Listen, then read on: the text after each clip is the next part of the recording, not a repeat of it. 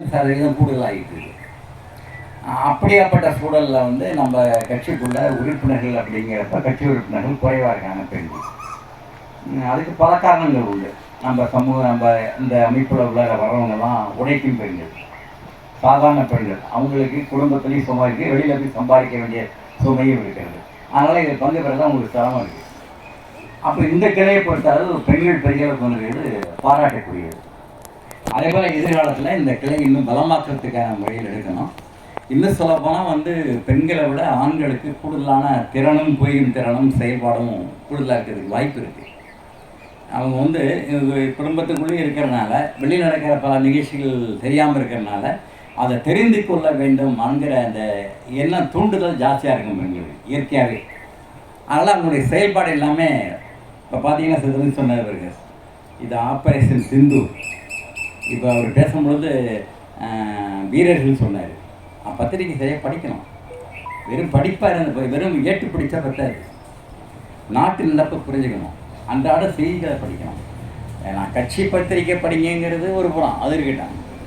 பொதுவான விஷயங்களை தெரிந்து கொள்ளணும். அங்கே இறந்தது யார்? பகல்காம்ங்கிற இடத்துல காஷ்மீர் எல்லையில் இறந்தது யார்? வீரர்களா? வீரர்கள் இல்லை. 30 சதவீதம் தெரியலாம் பாருங்க. என்ன காரணம்? அதில் உண்டிங் கிடையாது, அதில் இன்வால்மெண்ட்டு கிடையாது, மேலோட்டம். இறந்தது சாகடித்தது தீவிரவாதிகள், தீவிரவாதிகளால் கொல்லப்பட்டவங்க அப்பாவி மக்கள். என்ன நடந்தது? இவங்க எப்போதும் காஷ்மீருக்கு சுற்றுலா போகிறவங்க, அங்கே பல இடங்களுக்கு சுற்றுலா போகிறது. அப்படி சுற்றுலா போனவங்க தான். அங்கே எப்பொழுதுமே தீவிரவாதிகள் தாக்குதல் இருக்கும், நல்லா போலீஸ் பாதுகாப்பு இருக்கும், இராணுவ பாதுகாப்பு இருக்கும். அதை ஒன்றிய அரசு பாதுகாப்பு இல்லை, கொடுக்கல. இவங்கெல்லாம் எதிர்பார்க்காம போயிட்டாங்க. 26 பேரில் நூற்றுக்கணக்கான பேர், ஆயிரக்கணக்கான பேர் மொத்தத்தில் சேர்த்தா. அந்த காஷ்மீர் எல்லைங்கிறது அப்படின்னா காஷ்மீர் வந்து நம்ம இந்தியாவில் சேர்ந்தது. அந்த பக்கத்தில் வந்து ஒரு பக்கத்தில் சீனா, திபெத்து, பாகிஸ்தான், இப்படி வங்காளதேசம், இதெல்லாம் இந்த எல்லையில் இருக்குது மேலே வடக்க. அதில் பாகிஸ்தான் தீவிரவாதிகள் ரொம்ப காலமாகவே இந்திய நாட்டுக்கு எதிராக அவங்க வந்து கலகம் பண்ணிக்கிட்டு நம்ம இந்திய நாட்டை மக்களை கொள்வது இந்த வேலையை செஞ்சுட்டு இருக்காங்க. இங்கே நம்ம ரொம்ப அமைதியாக இருக்கோம். சண்டை அங்கே வந்துருந்துன்னு வச்சுங்க, நமக்கு கூட பெரிய துன்பம் கிடையாது. உடனே சாப்பிட்றவங்க அங்கே இருக்கிறவங்க தான். இங்கே பெரிய துன்பம் கிடையாது. சண்டையை பற்றி நமக்கு தெரியாது. நம்ம உலகத்தில் போர் நடந்திருக்கு, இந்தியாவுக்கும் பாகிஸ்தானுக்கும் போர் நடந்திருக்கு. அந்த போரெல்லாம் நமக்கு தெரியாது. ஏன்னா நம்ம அந்த இடத்துல இல்லை. எப்படி வெடிகுண்டு வெடிக்கும், என்ன ஆபத்து ஏற்படும் தெரியாது. இவங்க சாதாரணமாக சுற்றுலா போனவங்க. ஒன்றிய அரசு பாதுகாப்பு எப்போதும் கொடுக்கணும் முறைக்கு இந்த ஏரியாவில். அது தீவிரவாதிகள் தாக்குகிற இடம். ஆகவே காவல்துறை, இராணுவத்தினுடைய பாதுகாப்பு இருக்கணும். ஒன்றிய பாஜக அரசு பாதுகாப்பு அன்னைக்கு இல்லை. ஏன் இல்லைன்னு தெரியல, இன்ன வரைக்கும் விடை கிடையாது. இவங்க எப்பொழுதும் போகிற சுற்றுலா போகிறாங்க. திடீர்னு வர்றாங்க 4 பேர், 4 தீவிரவாதிகள் முகத்தை மூடிட்டு எல்லா ஆயுதங்களோட வர்றாங்க. நீங்கள் தான் முஸ்லீமான்னு கேட்குறாங்க. இந்துவா முஸ்லீமா சொல்ல சொல்ல தயங்கிறவங்கள்ட்ட அடையாளங்களை பார்க்குறாங்க. உடலில் இருக்கிற அவயவங்கள் எடுத்து அடையாளங்களை பார்க்குறாங்க. இந்துவா முஸ்லீமா? அவன் இந்துன்னு தான் சொல்கிறான். யாரை சொல்கிறான்? பெண்களை, ஆண்களை தான் சொல்கிறான், பெண்களை சொல்லலை. அப்படி 26 பேரை சொல்லிருக்கான். 26 பேரை. அந்த 26 பேரை ஒருத்தர் யாருன்னா அவரு முஸ்லீம். ஏன் முஸ்லீம் கொண்டாங்க? அவன் கொள்வது இந்துவை தான். பாகிஸ்தான் என்பது முஸ்லீம் நாடு. முஸ்லீம் நாடு வந்து இந்திய நாட்டு மேலேயே படையெடுக்கிறாங்க. பல காரணங்கள் இருக்கிறது. நேரம் ஆகும். காஷ்மீர் அவங்களுக்கு சொந்தங்கிறாங்க, நமக்கு சொந்தங்கிற அந்த பிரச்சனை நீடிச்சிட்டு இருக்கு. சில எல்லைகளை அவன் பிடிச்சிட்டான், அந்த எல்லைகளுக்கு எதிராக போராடிட்டு இருக்கோம் நம்ம போகிறோம். இந்த சூழ்நிலை தான் முஸ்லீம்கள் என்றால் விட்டு விடுவாங்க, இந்துக்கள் என்றால் சொல்லுவாங்க. இதான் அங்கே இருக்குது. ஆனாலும் அந்த 26 பேர் முஸ்லீம் ஒருவர் கொல்லப்பட்டார். ஏன் கொல்லப்பட்டார் தெரியுமோ? அவர் தடுத்தார். பாவிகளாக சுடாதீங்களா, அவங்க யாரா, நம்ம தக்க சகோதரர் இருந்தா, நம்ம நாட்டில் இருக்கிறாங்களா, ஏண்டா சொல்கிறீங்க அப்படின்னு தடுத்து மன்றாடினாரு சுடாமல் இருக்கிறதுக்கு. அவங்க சுட்டான், முஸ்லீமாக தான் சுட்டான். அந்த 26 பேர் இறந்தாங்க. அந்த 26 பேர் இறந்ததை அதையும் அரசியல் பண்ணார். இன்னைக்கு வரைக்கும் என்னன்னா, அந்த யுத்தத்தில் நரேந்திர மோடி பாஜக ஒரு மிகப்பெரிய நடவடிக்கை எடுத்திருக்கு, சரியான நடவடிக்கை எடுத்திருக்குங்கிற சொல்கிற அளவுக்கு ஒரு சூழல் வரணும்னே ஒரு சண்டை. இந்த சண்டை வந்ததே எப்படிங்கிறது பல கேள்விகள் இருக்குது, சந்தேகங்கள் இருக்குது. இந்த கொல்லப்பட்டது அப்போ இதுலேயும் அரசியல்.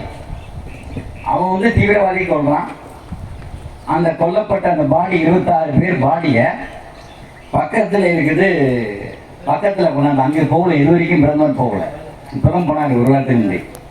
இது பிரதமர் போகாம அந்த பாடி பூரா கொண்டாந்து முன்று சொல்லி உத்தரப்பிரதேச பக்கத்தில் உத்தரப்பிரதேசங்கிற மாநிலம் அங்கே கொண்டாந்து வச்சு இறங்க தெரிவிச்சார்.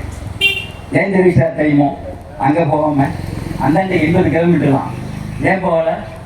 உத்தரப்பிரதேசத்தில் அடுத்த தேர்தல் வருது, மாநில தேர்தல், அங்கே ஓட்டு வாங்குறதுக்காக பண்ணார். அதே போல் முதல்ல ஒரு சண்டை நடந்த கார்கில் யுத்தம்னு சொல்லுவாங்க. கார்கில்ங்கிற ஒரு இடம் இவன் மேலே இருக்குது, பாகிஸ்தானுக்கும் நமக்கும் இடையில. அந்த கார்கிலில் சில எல்லையெல்லாம் வளைச்சிட்டாங்க யாருக்கும் தெரியாமல். அதை விளைவிக்கிறதுக்கு போராடினாங்க, நம்ம இந்திய ராணுவம் போராடிச்சு.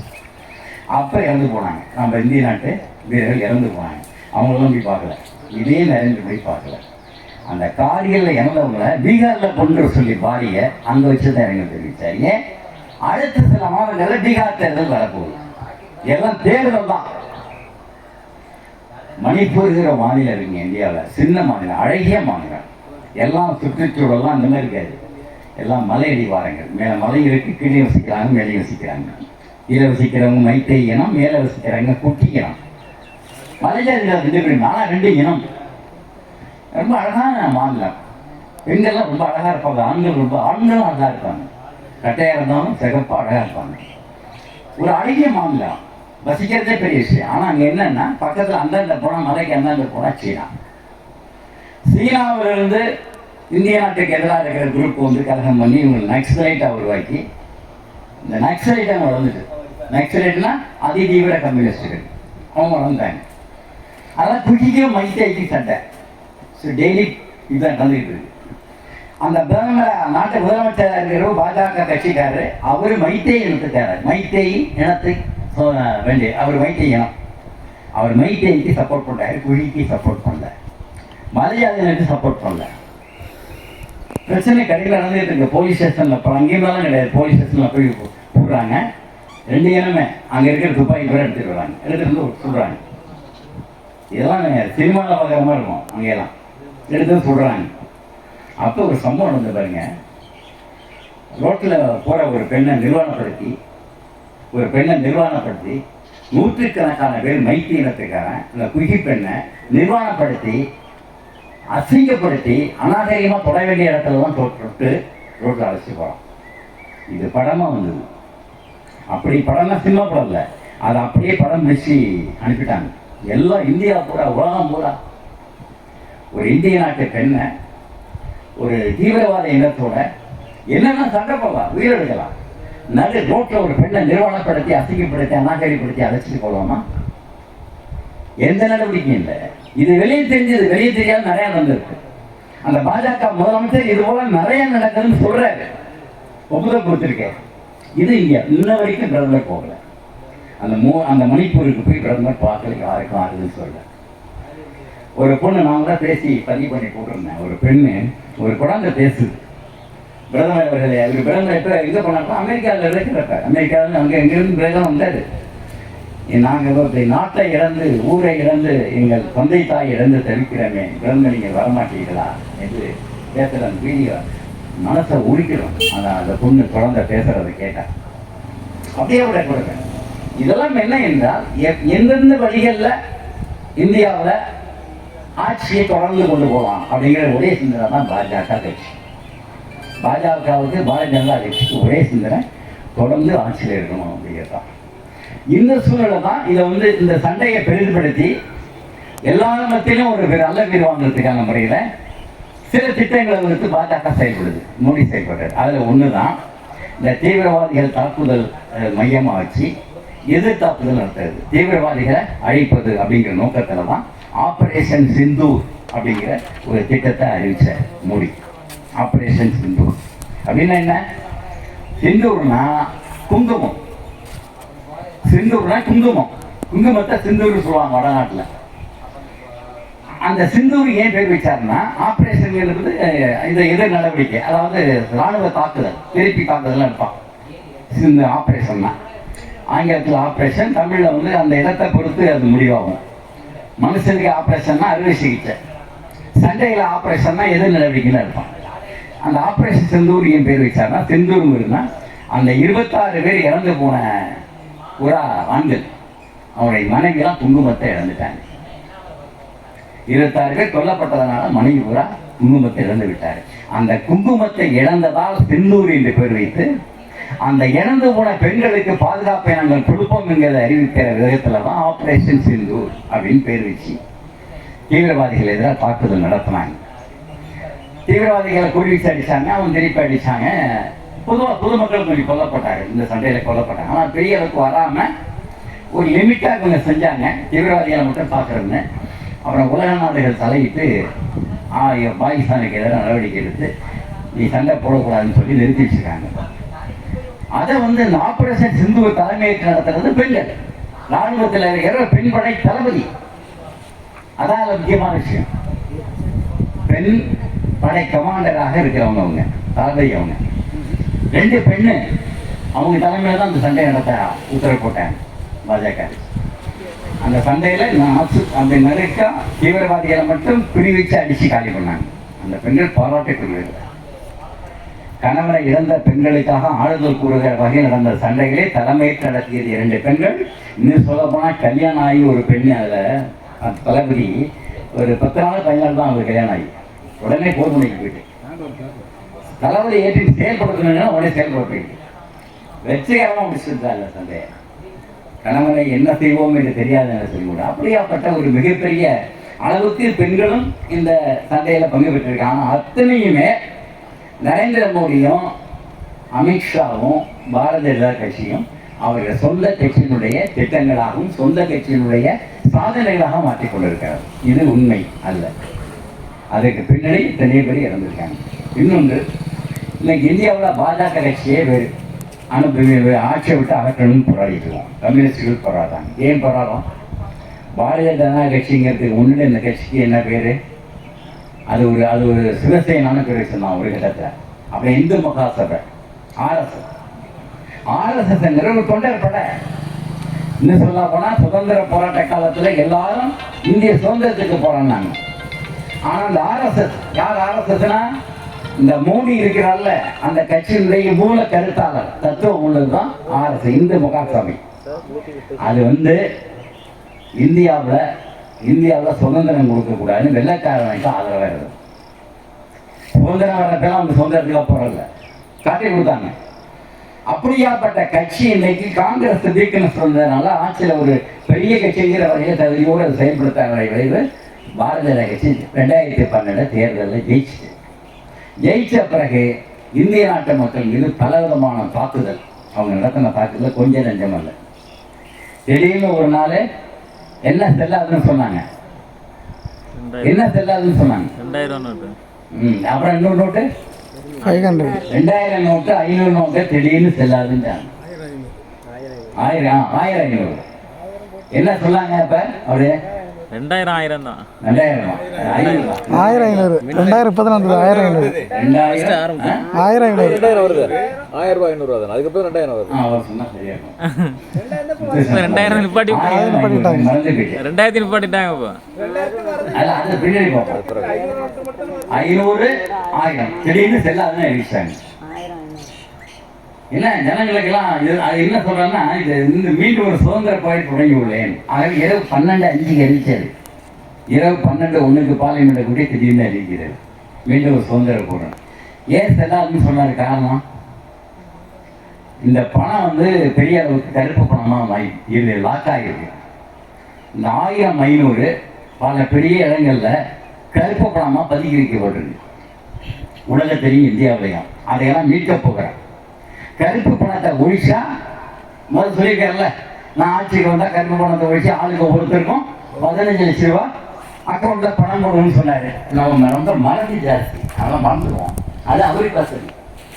நம்மளுக்கு அவங்களுக்கு பிரதமர் ஆட்சிக்கு வந்தா நாங்கள் மோடி சொல்லும் பொழுது நான் 2000 ஆட்சிக்கு வந்துட்டேன்னா எல்லாருக்கும் 15 லட்சம் அக்கௌண்ட்ல போடுவேன்னு சொன்னாரு. அதுக்கு துணையாக சொல்றாரு, அந்த கருப்பு பணம் அப்படி இருக்கு, வெளிநாட்டில் இந்தியாவிலையும் பதுக்கி வைக்கப்பட்டிருக்கு, நான் அதை செல்லாதுன்னு அறிவிச்சுட்டா அதை ஒழிஞ்சிக்கணும், வேற வழி இல்லை, அதனால் செய்யப்படுன்னு சொல்லி திடீர்னு அறிவிச்சார். இது எவ்வளோ பெரிய சுமை, எவ்வளோ சங்கடம் பண்ணி யாருக்கும் தெரியாது. இப்போ ஏதோ அறிவிக்கிறாரு அப்படிங்கிற பெருசாக தான் எடுத்துக்கல. அப்புறம் தான் தெரியுது எத்தனை பேர் என்ன அவஸ்தைப்பட்டாங்க தெரியுமா. இங்கே உண்டான்னு தெரியல எனக்கு. பேங்கில் பணம் இருக்குது, கல்யாணம் வச்சாச்சு, காது ஊற்ற வச்சாச்சு, சடங்கு வச்சாச்சு, ஆப்ரேஷனுக்கு பணம் வேணும், உடைய பெட்டில் சேர்த்தாச்சு, பணம் இல்லை. பணம் பேங்கில் இருக்குது, நம்ம அக்கௌண்ட்டில் பணம் இருக்குது, ஆனால் எடுக்க முடியல. லாக் பண்ணிட்டாங்க, போய் பேங்கில் பணம் எடுக்க முடியாது. எவ்வளோ பெரிய அவஸ்தை தெரியுமா. அந்த இவ்வளோ பெரிய துன்பங்களை எல்லாம் போராட ஆரம்பித்தா நாளையிலேருந்து கொஞ்சம் பணம் அடிச்சுட்டு இருக்கோம், பிரிண்ட் ஆகிட்டு இருக்கு, பணம் வந்து இருக்கு, நாளையிலேருந்து கிடைக்கும், நாலாலேருந்து கிடைக்கும் அப்படின்னு சொல்கிறாங்க. ஓடி போய் கியூவில் நிற்கிறாங்க. ஏடிஎம்மில் எடுக்காமா, பேங்கில் எடுக்காமல் போய் நின்னா பெரிய கியூ.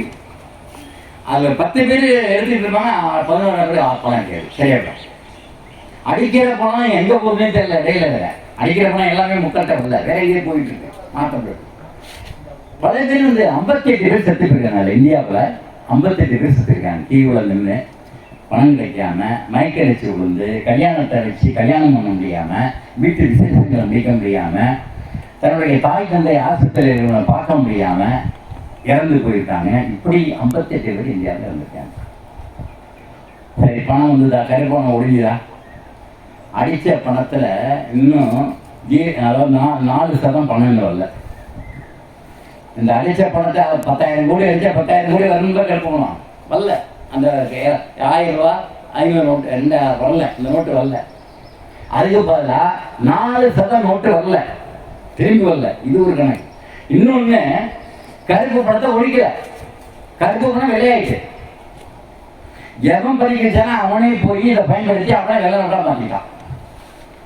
பணம் வந்து பேங்க்கு சொல்ல, எவன் கருப்பு பணம் வச்சானா நீ என்ன வெள்ளையா மாற்றிக்கிறான்னு சொல்லி அவன்கிட்ட இருந்து பணத்தை வாங்கி வெள்ளை பணத்தை கொடுத்துட்டான். இதுக்கு பிறகுதான் சேகரிட்டி பணம் பிடிச்சதுக்கு தான். பல பணம் பிடிச்சாங்க இல்லை, உன்னை சேகரிட்டின்னு பெரிய மணல் வியாபாரி, மொத்த வியாபாரி தமிழ்நாட்டில். அவன் வீட்டில் போய் கோடிக்கணக்கில் ரூபா பிடிச்சாங்க.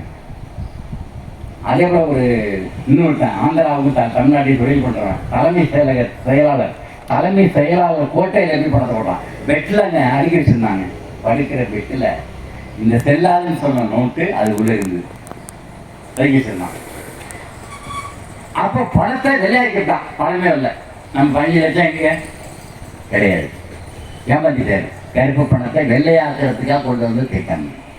தன்னுடைய முதலாளி நண்பர்கள், பெருமுதலாளிகள், கார்பரேட் நிறுவனங்கள் கருப்பு பணத்தை வெள்ளையாக்குறதுக்காக போல அரசாங்கத்தினுடைய திட்டத்தை பயன்படுத்தி மோடி அறிவித்த திட்டம் தான் இது. இதனால பொதுமக்களுக்கு துன்பம், பொதுமக்கள் பட்ட துன்பம் தான் ஜாஸ்தி. இது ஒரு திட்டம். அப்புறம் சொன்னார், எல்லாரும் வந்து பல முனை வரி நீங்கள் கவர்மெண்ட் கட்டிக்கிட்டு இருக்கீங்க. பல முனை வரி. பல முனை வரினா ஹோட்டலில் போய் சாப்பிட்டாலும் வரி, மளிகைகளில் போய் சாப்பிட்டாலும் வரி, இப்படி பல வரிகள் போடுறாங்க. நான் ஒரு முனை வரியாக ஆக்கப்படுறேன். துன்பங்களை துயரங்களை குறைக்கிறதுக்கு ஒரு முனை வரி, அதான் ஜிஎஸ்டி அப்படின்னு பேர் வச்சார். என்ன ஆயிட்டு, எல்லா பொருளுக்கும் ஜிஎஸ்டி மட்டும் இல்லை, ஒரு பொருள் உருமாறினால் அதுக்கும் வரி. அரிசிக்கு வரி வரியே கிடையாதுங்க. 25 கிலோ அரிசி மூட்டைக்கு வரி, 25 கிலோவுக்கு மேலே மூட்டை இருந்தால் வரி.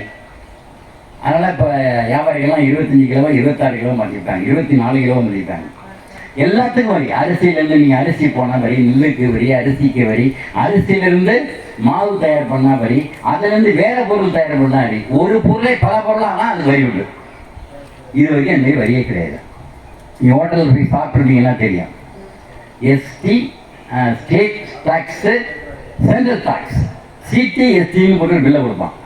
ஒரு காஃபி சாப்பிட்டா 25 ரூபாய்க்கு, இதுக்கு ஒரு 2000 ரூபா, 2 ரூபா 5 காசு, அதுக்கு ஒரு 2 ரூபா 5 காசு. ரைட். இப்படி கோடிக்கணக்கான ரூபாய் சாதாரண மக்களுடைய பணத்தை கொள்ளையடிச்சிட்டு இருக்காங்க. அரசாங்கம் வரியா வரிங்கிற பேரில் வசூல் பண்ணிட்டு இருக்காங்க. எல்லாத்துக்கும் வரி.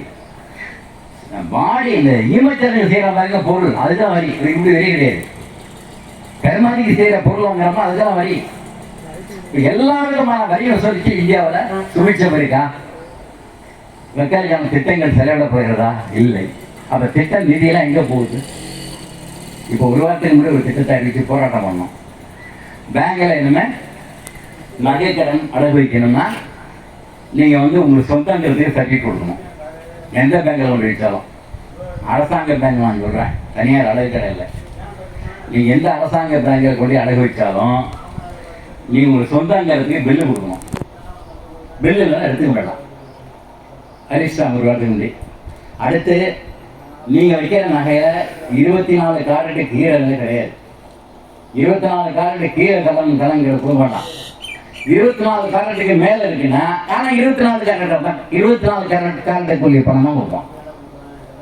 அப்புறம் இது வரைக்கும் நம்ம பேங்கில் அடகு வச்சோன்னா இந்த டைம் முடியுதுன்னு வச்சுங்க, என்னோட முடியுதுன்னு வச்சுங்க, இன்னைக்கு போய் கொஞ்சம் பணத்தை கட்டி புது கடனாக்கி புதுப்பிச்சுக்கலாம். இனிமேல் பண்ண முடியாது. ஒரு வருஷம் முடிந்து விட்டது என்றால் அந்த நகையை ஏல விடலாம், பணம் கட்டி புதுப்பிக்க முடியாது.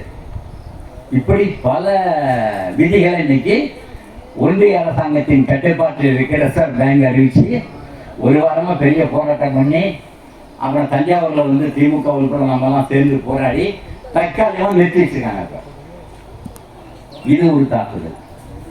அடுத்து பல தாக்குதல், ஒரு தாக்குதல் மட்டும் இல்லை, பல தாக்குதல். சாதாரண மக்கள் வாழ முடியல, நிம்மதியாக வாழ முடியல. இங்கே நிம்மதியாக இருக்கோம், ஒரு பிரச்சனை இல்லை. வடநாட்டில் என்னது நடக்குது? இன்னைக்கு கூட காலையில் ஒரு இது பேசினேன். டெல்லியில் பல மாநிலங்களில் போய் குடியிருக்காங்க. இப்போ நம்ம ஊரில் சில பேர் பார்த்தீங்கன்னா வயலேருந்து இருக்க இதில் பொதுவாக வேற மாநிலத்தில் போயிருப்பாங்க. இப்போ சென்னையில் போய் குடியிருக்கிற மாதிரி, அதோட பஞ்சாபில் இருக்காங்க, உத்தரப்பிரதேசில் இருக்காங்க, டெல்லியில் இருக்காங்க. ஒரு கிட்டத்தட்ட ஒரு 2 தலைமுறை 3 தலைமுறைக்கு முன்னாடி போனவங்க டெல்லியில் போயிருக்காங்க. அவங்க வந்து ஒரு இடத்துல ஒரு இந்த மாதிரி இந்த கூவம் மாதிரி, சென்னையில் கூவம் இருக்குல்ல, அது ஓரமாக குடியிருக்கிறோம். அந்த மாதிரி ஒரு கழிவு ஓடை, அந்த ஓடைக்கு பக்கத்தில் தற்காலிக வீட்டை கட்டிக்கிட்டு அப்புறம் நல்லா வசதி வந்த பிறகு நல்லா வீடெல்லாம் கட்டிட்டு கிட்டத்தட்ட ஒரு 700 பேர் குடியிருக்காங்க. 700 குடும்பம் இருக்காங்க. அதுக்கு என்ன மத்ராஸ் நகர்னு பேர் வச்சிருக்காங்க. மத்ராஸ் நகர் நடைமுறையில் இருக்கிற பேர். அதை வந்து இடிக்கணும், அந்த கழிவு நீர் போகிறதுக்கு தடையாக இடிக்குன்னு சொல்லி கோர்ட்டு ஆர்டர் வாங்கி இடிக்க போகிறத தடுத்து ஒரு 300 பேருக்கு வீடு கொடுத்துருக்கான். அவங்களுக்கு கிடச்சிட்டு பாக்கி 200 பேருக்கு வீடு இல்லை. இடித்து வெளியே அனுப்பிட்டான் நைட்டி காலையில் வெளியில். எல்லாம் 50 வந்து கத்துறாங்க, ஹிந்தி பேசுகிறாங்க. நல்லா நம்ம ஹிந்தி பேசுகிறாங்க. ஏன்னா இங்கே போயிட்டாங்களா, கற்றுக்கிட்டாங்க ஹிந்தியை. தமிழ்காரங்க ஹிந்தி பேசுகிறாங்க. இப்போ நம்ம முதலமைச்சர் உடனடியாக தமிழ்நாடு அரசு சார்பாக அவங்களுக்கு வேண்டிய உதவி பண்ண சொல்லியிருக்காரு. சென்னைக்கு திரும்ப வரணும் அப்படின்னா வர சொல்றதுக்கு ஏற்பாடு பண்ணியிருக்காரு. ஆனால் அவங்க தான் அங்கே தான் வாழ முடியுங்கிறாங்க. ஏன்னா அங்கே வந்து அவங்க வாழ்றதுக்கான எல்லா ஏற்பாட்டையும் பண்ணியிருக்காங்க சம்பாதிக்கிறதுக்கு. எப்படி விட்டுட்டு வர முடியும்? ரொம்ப கொடுமை நடக்குது வெளியில். நான் காலையில் போகிற ராஜாவுக்கு ராஜாட்ட பேசினா நம்ம தினேஷ் அகில இந்திய சொல்கிட்ட பேசி இந்த மாதிரி நம்ம தமிழ்நாட்டு ஜனங்க தமிழ்நாட்டு செயலாளராக இருக்கீங்க, டெல்லியில் போய் பார்த்து அவங்களுக்கு யாரும் சுய நடவடிக்கை எடுக்கக்கூடாதான்னு கேட்டேன். அந்த மாதிரி ஒரு மிகப்பெரிய கொடுமை. அவங்களுக்கு மாற்றி ஏற்பாடு பண்ணணும்ல. நாளைக்கு போய் நீங்கள் இருக்கீங்க, இந்த இடம் அரசாங்கம் எடுக்க போது தேவைக்கு எடுக்கிறாங்க குடியிருப்பு அப்படின்னா மாற்றி இடம் கொடுக்காம எடுத்து அவங்க என்ன பண்ண முடியும்? மாற்றி இடம் கொடுக்கணும், வீடு கட்ட பணம் கொடுக்கணும், அதை வீடு கட்டி கொடுக்கணும். இல்லை அதெல்லாம் முடியாது, நீங்கள் காலி பண்ணிட்டு போ, இது வந்து அரசாங்கம் சொல்லுவாங்க, அரசாங்கத்துக்கு தேவை இருக்குன்னு சொன்னால் அப்படி ஏற்றுக்கொள்ள முடியும். அதான் இப்போ வந்து டெல்லியில் மட்டும் இல்லை, பல இடங்களில் இந்த பிரச்சனை இப்போ நடந்துட்டு இருக்கு. ஆனால் ஆபத்து இல்லைன்னு நினைக்காங்க. ஆபத்து பல வடிவத்தில் இருக்குது. நமக்கு இந்த ஓஎன்ஜிசி இங்கே இருக்குது. நீங்கள் ஓஎன்ஜிசிலேருந்து சில சௌகரியங்களும் அடைஞ்சிக்கிங்க. ஆனால் அந்த ஓஎன்ஜிசி செயல்படுமா இது சந்தேகத்தில் இன்னைக்கு இருக்குது. என்ன காரணம்? சில நபர்கள் என்ன செய்யலாம், இது இந்தியாவுக்கு ஆபத்துங்க கூடாதுங்க.